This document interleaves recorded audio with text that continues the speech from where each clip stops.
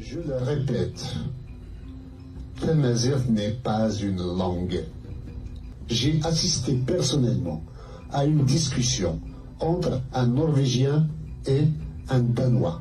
Ils se comprenaient parfaitement dans leur langue respective.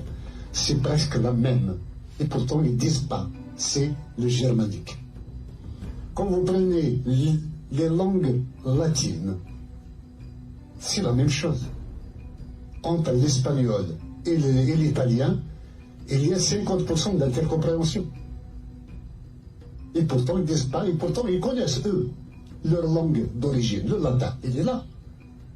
Il a survécu à tout.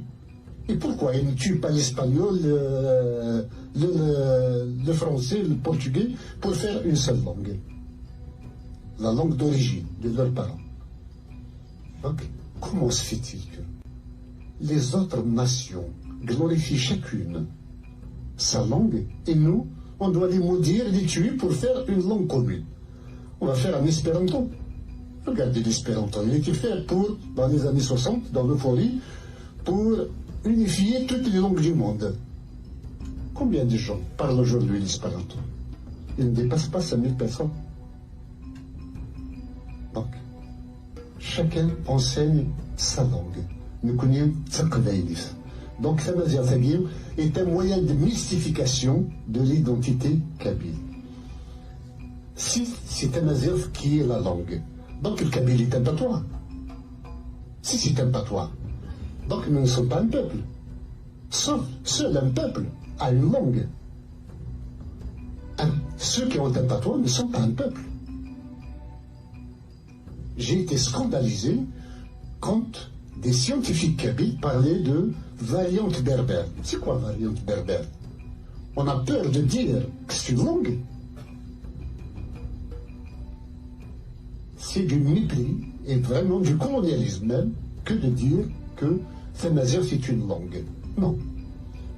Le Maroc a essayé, avec l'IRCAM, d'unifier les langues berbères, de les standardiser. On parle même de standardisation en Algérie, même à l'échelle de tous les Amazirs. Standardisation de Tamazight. Comment on va standardiser? Chacun a une langue à part. À travers la constitutionnalisation, on a dit on va mettre sur pied une académie qui va standardiser. Quand tout est prêt, on va la rendre officielle. On se moque de qui? On va tuer toutes ces langues pour en faire une qui sera la langue de qui? Non. C'est vraiment noyer le poisson. Et puis, il y a ce complexe. Quand on dit qu'on est Amazigh, ça veut dire que nous avons une nation supra-territoriale qui est de l'oasis de Siwa jusqu'aux îles Canaries et de la Méditerranée jusqu'aux confins du Burkina Faso. Ça nous donne un sentiment de puissance, comme quoi nous sommes très nombreux. Mais nous sommes nombreux quoi?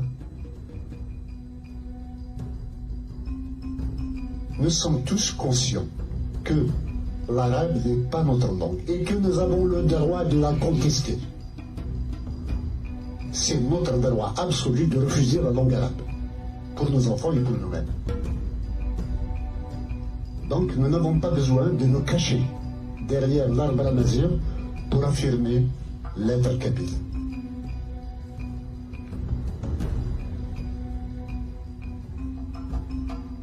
Tamazight est un moyen de mystification de nos jours. Elle a servi de bouclier contre l'arabisation à une époque donnée. Cette époque est révolue maintenant. Tamazight, je le répète, Tamazight n'est pas une langue.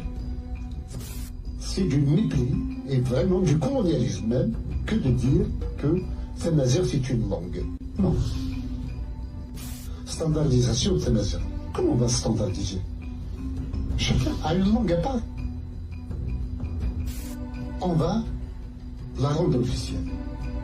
On se moque de qui? on va tuer toutes ces langues pour en faire une qui sera la langue de qui? Il y a ce complexe.